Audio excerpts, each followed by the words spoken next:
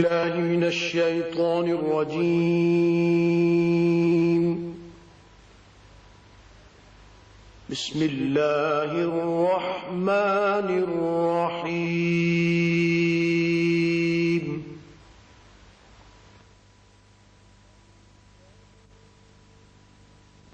بل ظننتم أن لن ينقلب الرسول والمؤمنون إلى أهليهم أبدا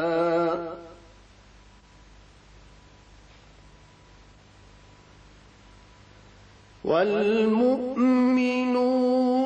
إلى أهليهم أبدا وزين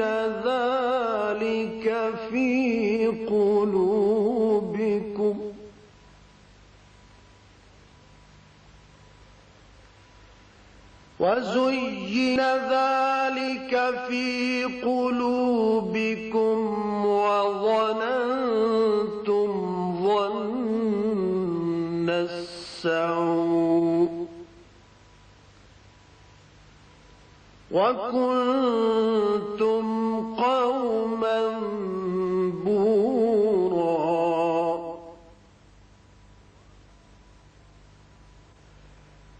ومن لم يؤمن بالله ورسوله فإنا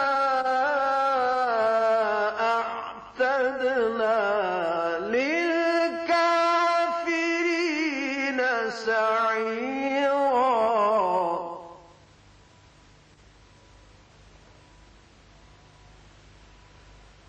ولله ملك السماوات والأرض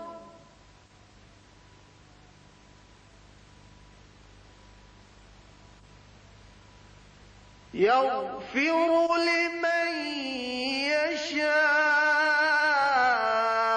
ويعذب من يشاء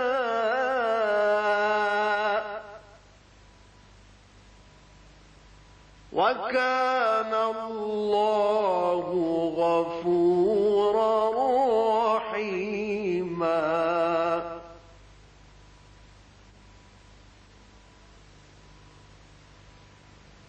سيقول المخلفون إذا انطلقتم إلى مغانم لتأخذوها ذرونا نتبعكم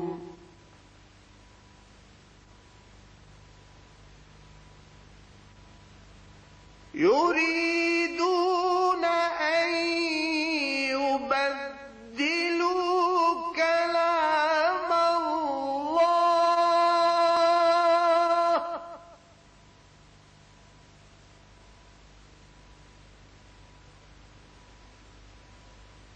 قل لن تتبعونا كذلكم قال الله من قبل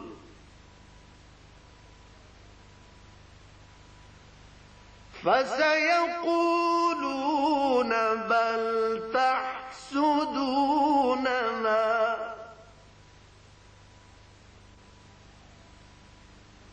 بل كانوا لا يفقهون إلا قليلا.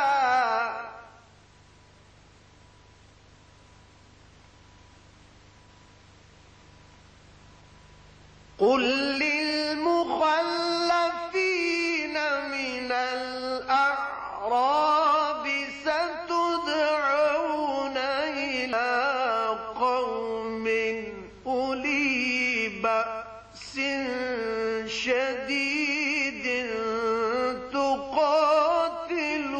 تقاتلونهم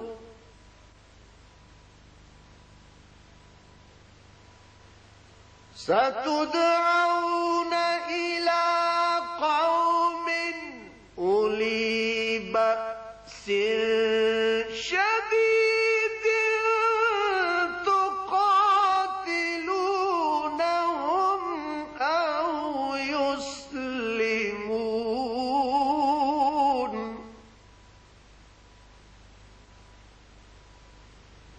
فإن تطيعوا يؤتكم الله أجرا حسنا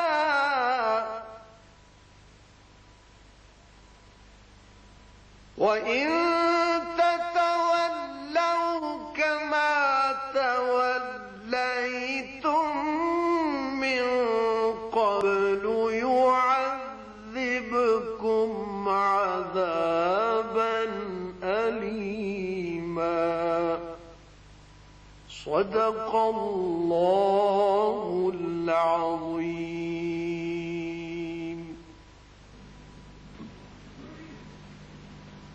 بات یہ ہے کہ تم لوگ یہ سمجھ بیٹھے تھے کہ پیغمبر اور مومن اپنے اہل و عیال میں کبھی لوٹ کر آنے ہی کے نہیں، اور یہی بات تمہارے دلوں کو اچھی معلوم ہوئی اور اسی وجہ سے تم نے برے برے خیال کیے اور آخر کار تم ہلاکت میں پڑ گئے.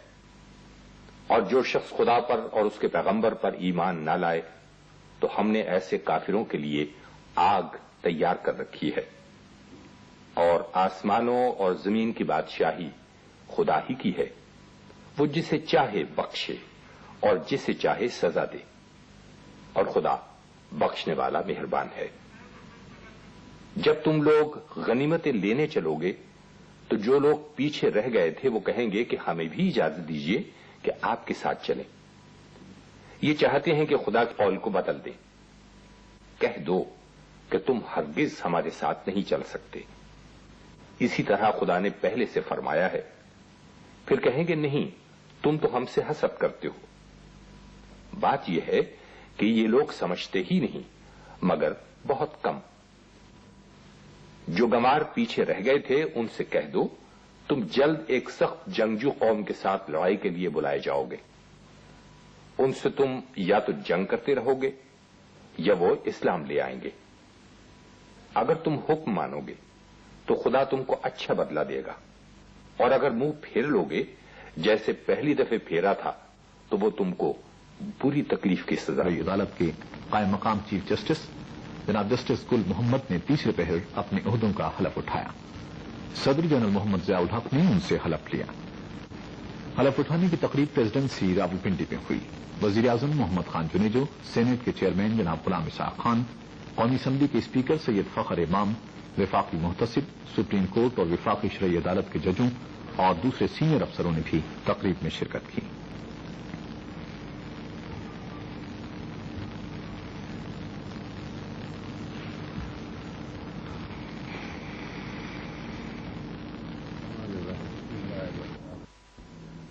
معزز خواتین و حضرات، اب سے کچھ دیر بعد وزیر اعظم پاکستان جناب محمد خان جنیجو قوم سے خطاب فرمائیں گے.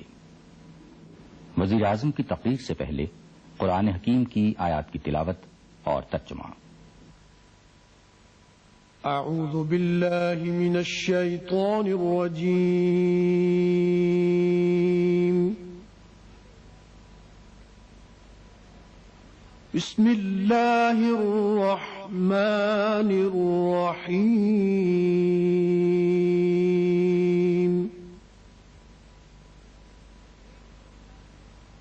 ان اللہ یأمرکم ان تؤدوا الامانات الى اہلها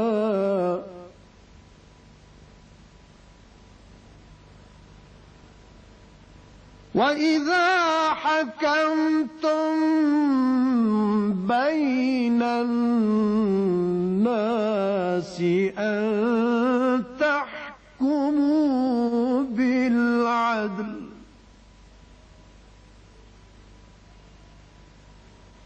إِنَّ اللَّهَ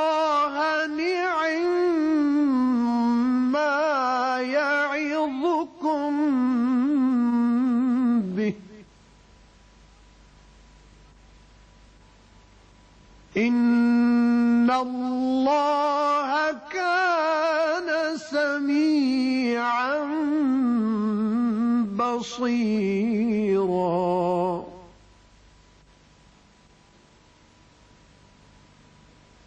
يا أيها الذين آمنوا أطيعوا الله وأطيعوا الرسول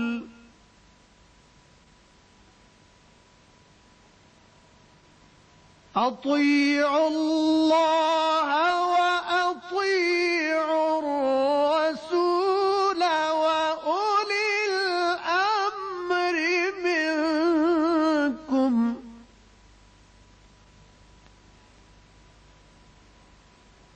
فإن تنازعتم في شيء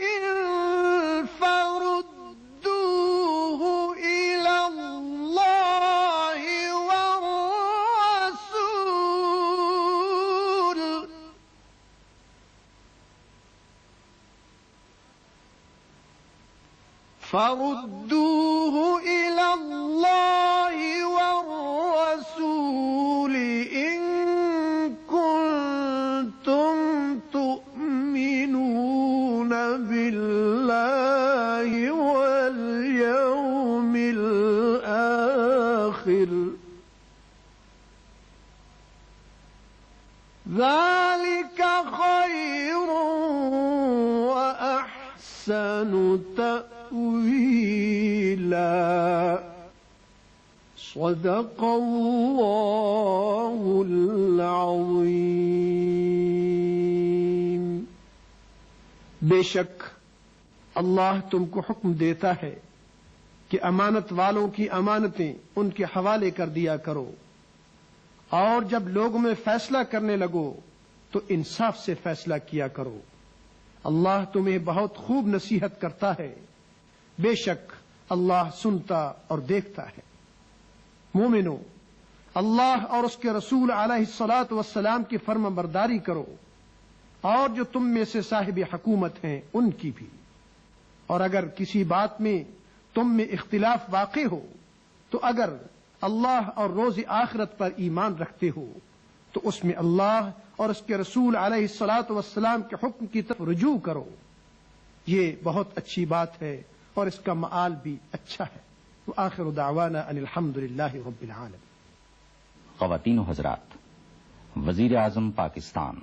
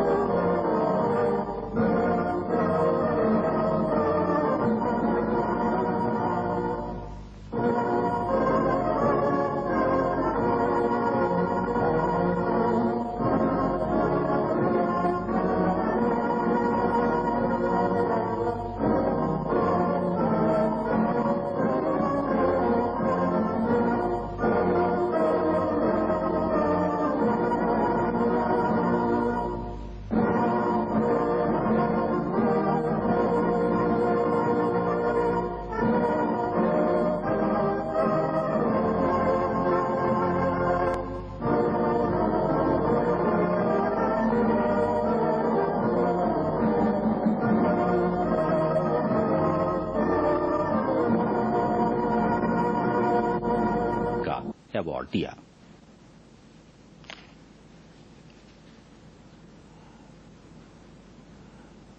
انہیں یہ اعزاز دونوں ملکوں کے درمیان تعلقات کے فروغ کے سلسلے میں خدمات انجام دینے پر دیا گیا۔ ایڈمرل زاہد عطا خان کو پاکستان کے بارے میں لکھی جانے والی کتابیں بھی پیش کی گئیں۔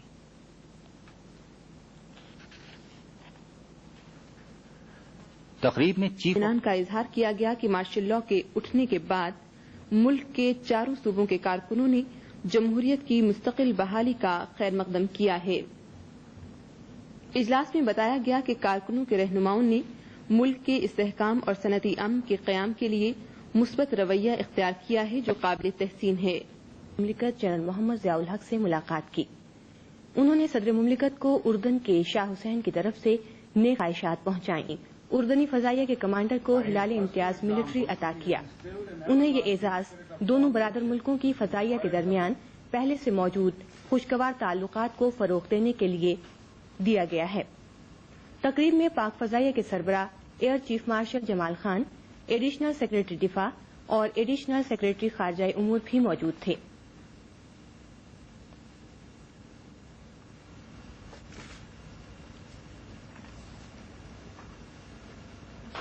ये बाइस अज़मत और शरफ है।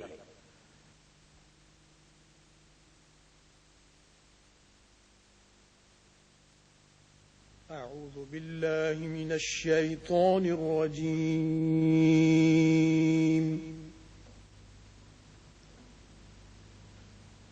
بسم الله الرحمن الرحيم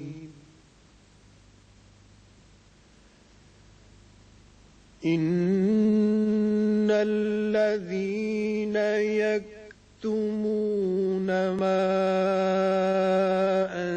أنزلنا من البينات والهدى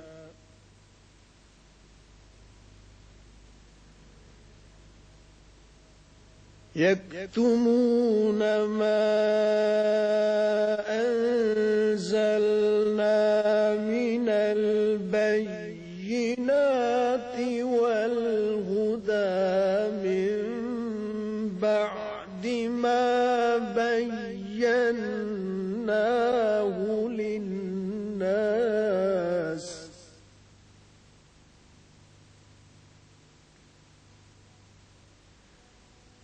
من بعد ما بيناه للناس في الكتاب أولئك يلعنهم الله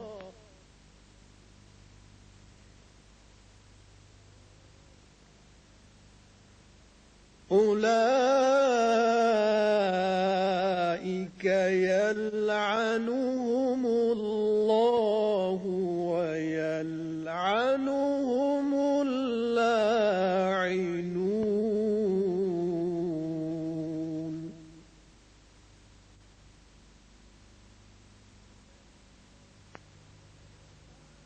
إلا الذين تابوا وأصلحوا وبينوا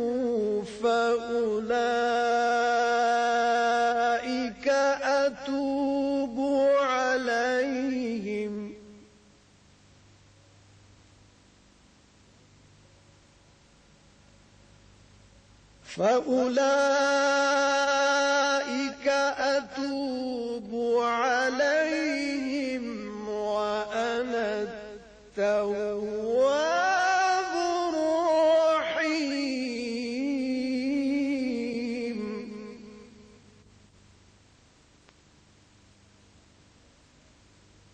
إن الذين كفروا وماتوا وهم كفار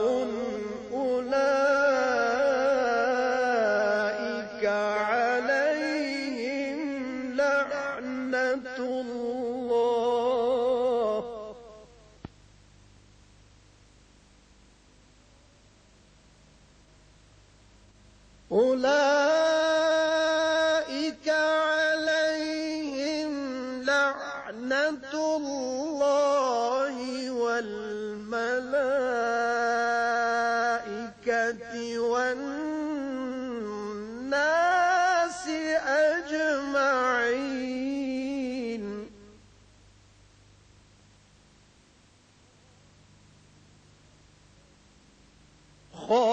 خالدين فيها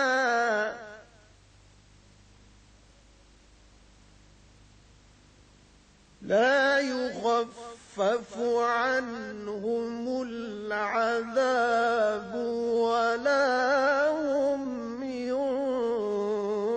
ينظرون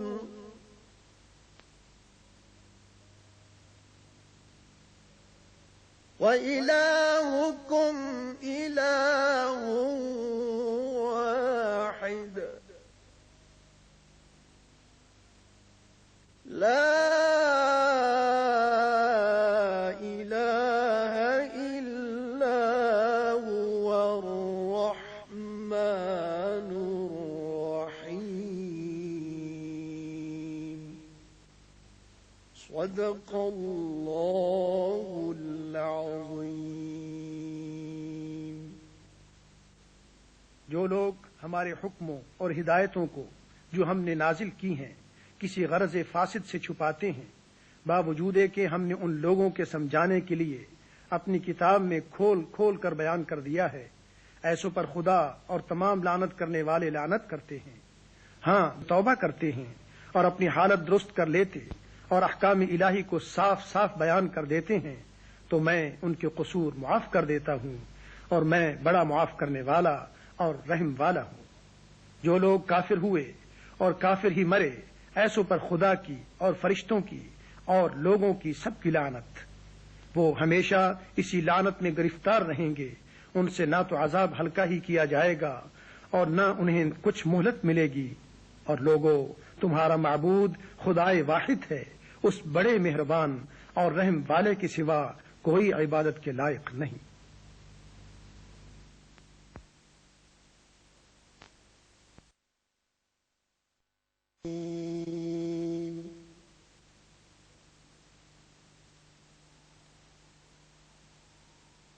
बिस्मिल्लाहिर्रहमानिर्रहीम।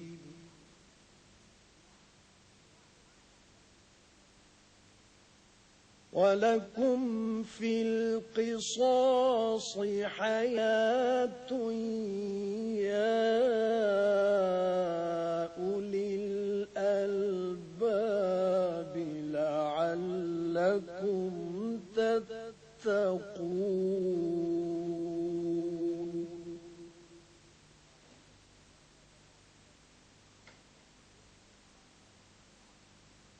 كتب عليكم إذا حضر أحدكم الموت إن ترك خيرا الوصية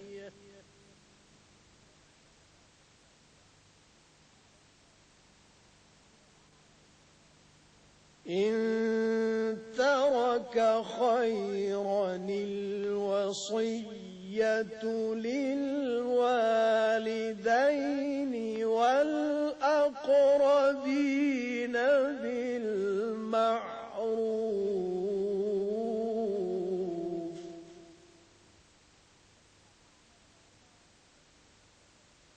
حقا على المتقين.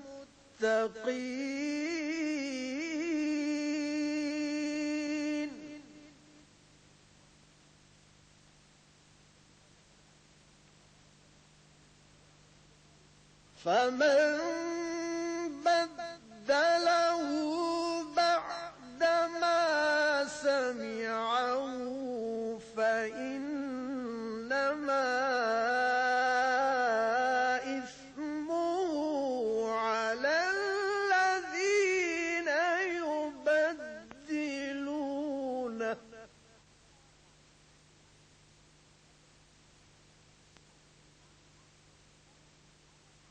إن الله سميع عليم.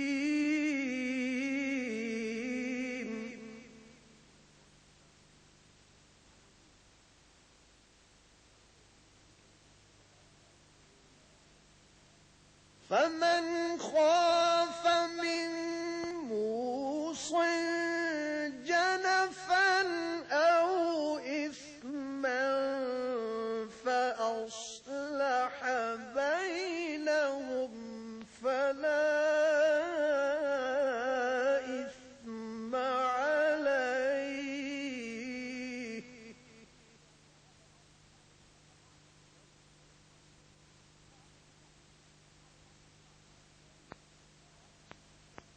فمن خاف من موص جنفا أو إثما فأصلح بينهم فلا إثم عليه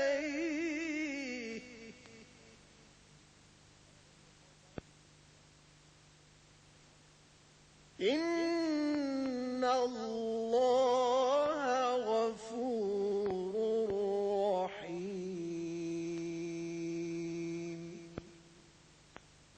صدق الله العظيم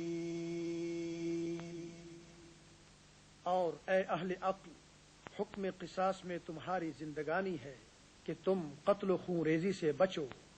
तुम पर फर्ज किया जाता है कि जब तुम में से किसी को मौत का वक्त आ जाए तो अगर वो कुछ माल छोड़ जाने वाला हो तो माँ बाप और रिश्तेदारों के लिए दस्तूर के मुताबिक वसीयत कर जाए।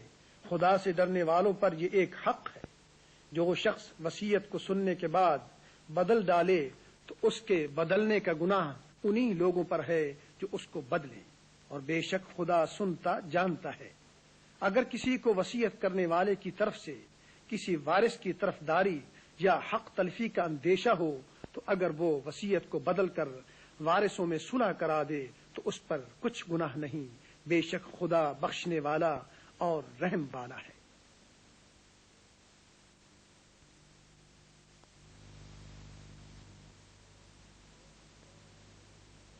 बिस्मिल्लाहिर्रहमानिर्रहीम إن في خلق السماوات والأرض واختلاف الليل والنهار والفلك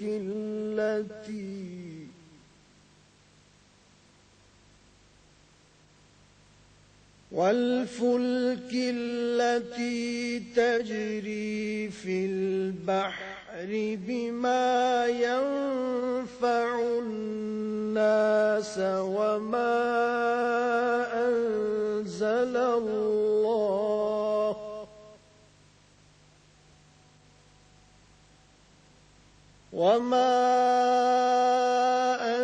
أنزل الله من السماء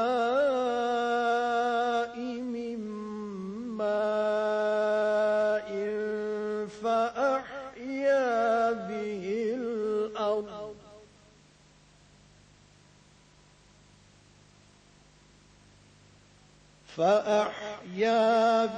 الأرض بعد موتها وبث فيها من كل دابة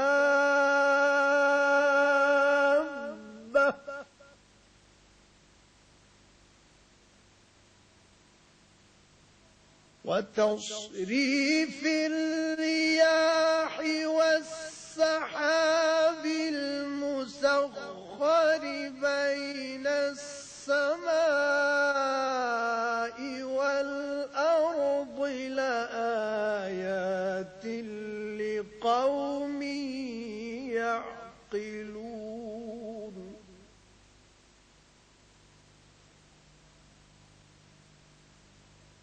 ومن الناس من يتخذ من دون الله أندادا يحبونهم كحب الله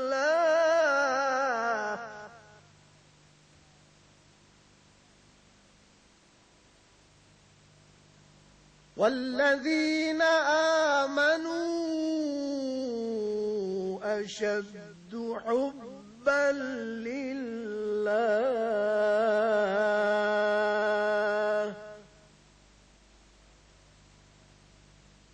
ولو يرى الذين ظلموا إذ يرون العذاب أن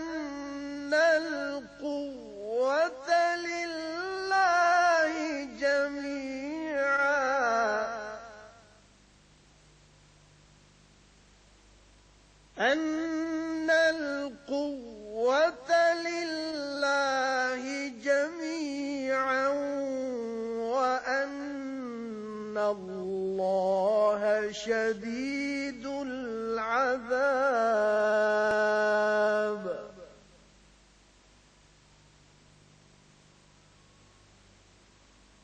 إذ تبرأ الذين اتبعوا من الذين اتبعوا ورأوا العذاب وتقطعت بهم الأسباب.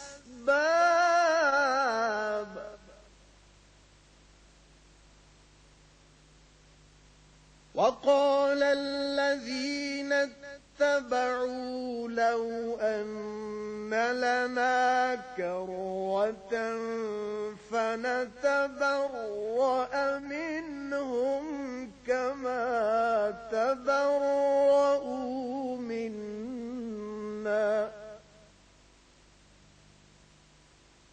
كذلك يريهم الله أعمالهم حسرات عليهم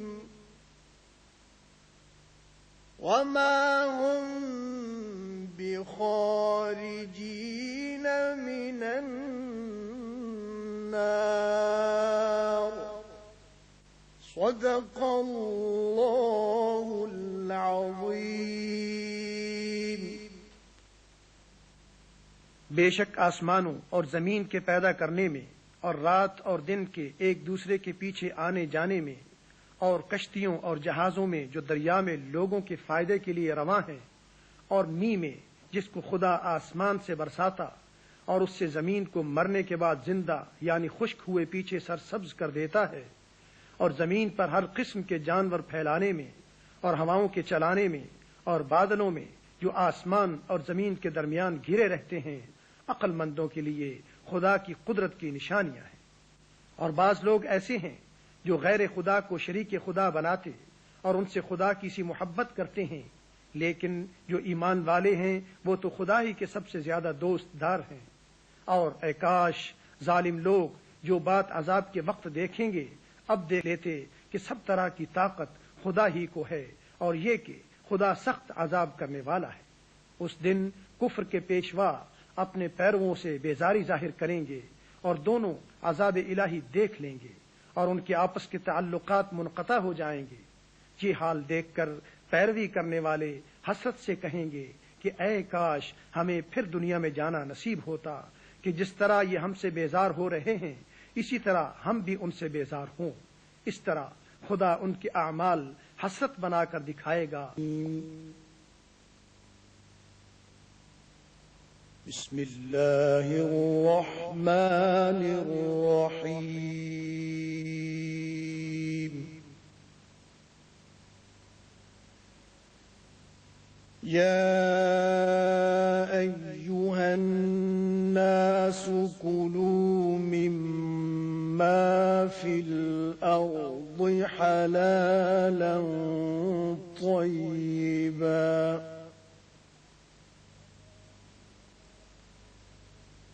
ولا تتبعوا خطوات الشيطان إنه لكم عدو مبين.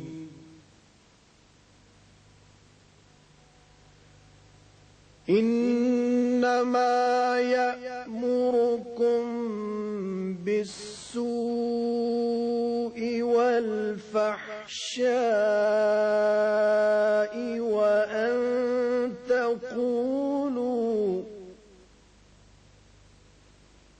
وأن تقولوا على الله ما لا تعلمون.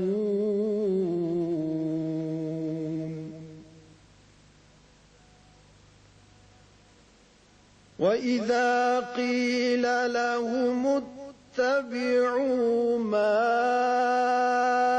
أنزل أنزل الله قالوا بل نتبع ما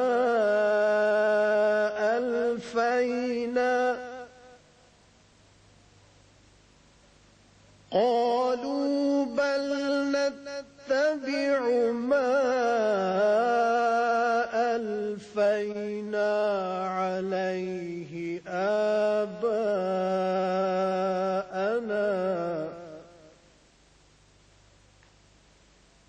أولو كان آباؤهم لا يعقلون شيئا ولا يهتدون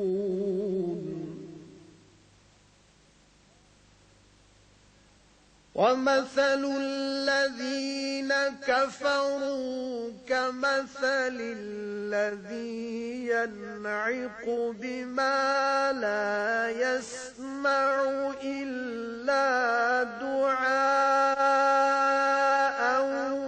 ونداء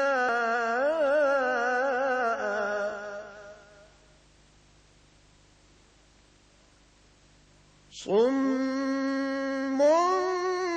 بكم عمي فهم لا يعقلون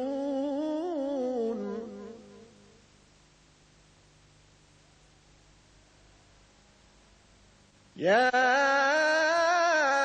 أيها الذين آمنوا كلوا من طيبات ما رزقناكم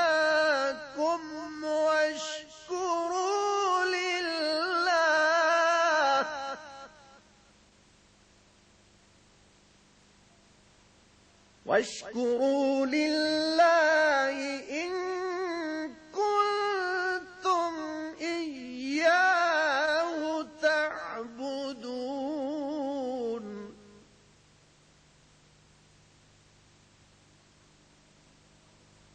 إنما حرم عليكم الميتة والدم ولحم الخنزير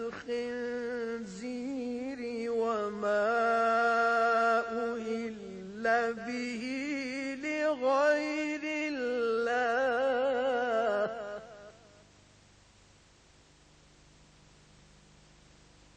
فمن اضطر غير باغ ولا عاد فلا إثم عليه إن الله غفور رحيم إن الذين يكتمون ما أنزل الله من الكتاب ويشترون به ثمنا قليلا أولئك ما يأكلون في بطونهم إلا النار ولا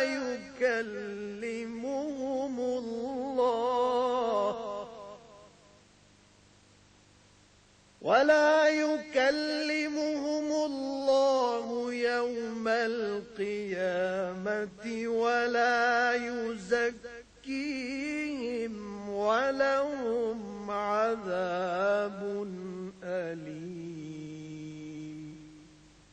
صدق الله العظيم लोगो, जो चीजें जमीन में हलाल तय्यब हैं वो खाओ और शैतान के कदमों पर न चलो, वो तुम्हारा खुला दुश्मन है। वो तो तुमको बुराई और बेहयाई ही के काम करने को कहता है और ये भी कि खुदा की निस्बत ऐसी बातें कहो जिनका तुम्हें कुछ भी इल्म नहीं। और जब उन लोगों से कहा जाता है कि जो किताब खुदा ने नाजिल फरमाई है उसकी पैरवी करो तो कहते हैं नहीं, बल्कि हम तो उसी चीज की पैरवी करेंगे जिस पर हमने अपने बाप दादा को पाया। भला अगरचे उनके बाप दादा न कुछ समझते हों और न सीधे रास्ते पर हों, तब भी वो उन्हीं की तकलीद किए जाएंगे। जो लोग काफिर हैं उनकी मिसाल उस शख्स की सी है जो किसी ऐसी चीज को आवाज दे जो पुकार और आवाज के सिवा कुछ सुन न सके। ये बहरे हैं, गूंगे हैं, अंधे हैं कि कुछ समझ ही नहीं सकते। ऐ अहले ईमान, जो पाकीज़ा चीजें हमने तुमको अता फरमाई हैं उनको खाओ, और अगर खुदा ही के बंदे हो तो उसकी नेमतों का शुक्र भी अदा करो। उसने तुम पर मरा हुआ जानवर और लहू और सुअर का गोश्त और जिस चीज पर खुदा के सिवा किसी और का नाम पुकारा जाए हराम कर दिया है। हाँ, जो नाचार हो जाए बशर्ते कि खुदा की नाफरमानी न करे और हद जरूरत से बाहर न निकल जाए, उस पर कुछ गुनाह नहीं। बेशक खुदा बख्शने वाला और रहम करने वाला है। जो लोग खुदा की किताब से उन आयतों और हिदायतों को जो उसने नाजिल फरमाई हैं छुपाते और उनके बदले थोड़ी सी कीमत यानी दुनियावी मनफियत हासिल करते हैं, वो अपने पेटों में महज आग भरते हैं। ऐसे लोगों से खुदा कयामत के दिन न कलाम करेगा और न उनको गुनाहों से पाक करेगा, और उनके लिए दुख देने वाला अजाब है।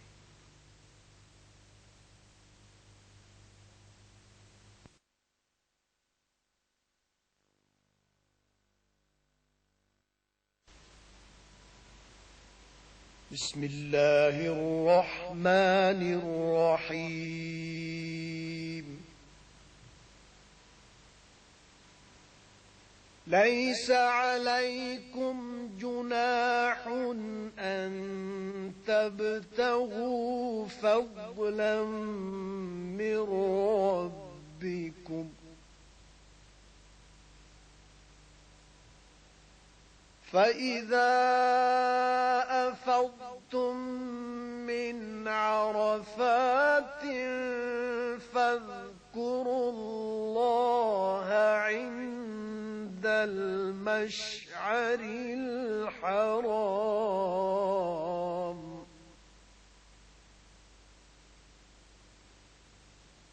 واذكروه كما هداكم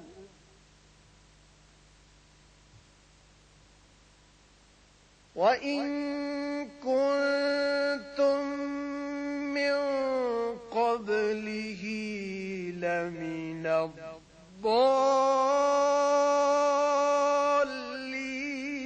الضالين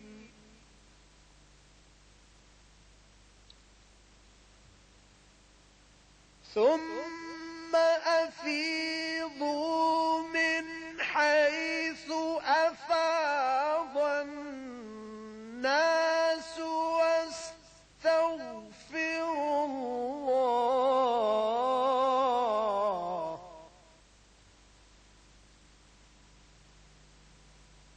إن الله غفور رحيم.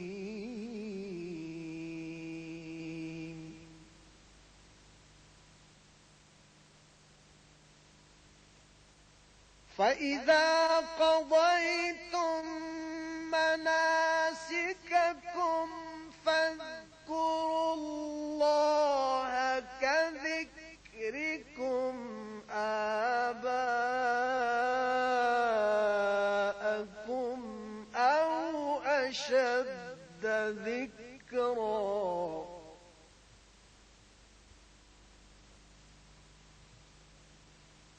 فمن الناس من يقول ربنا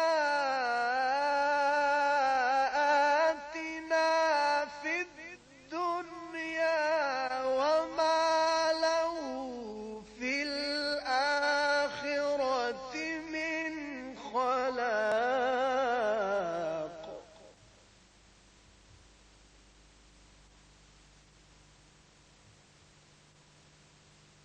ومنهم من يقول ربنا آتنا في الدنيا حسنة وفي الآخرة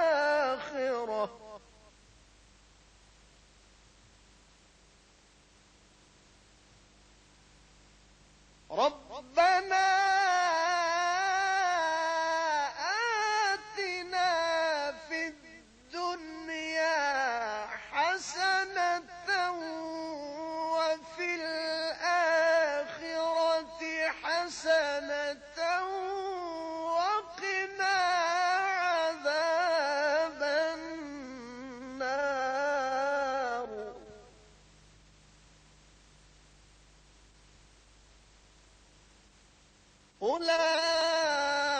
أولئك لهم نصيب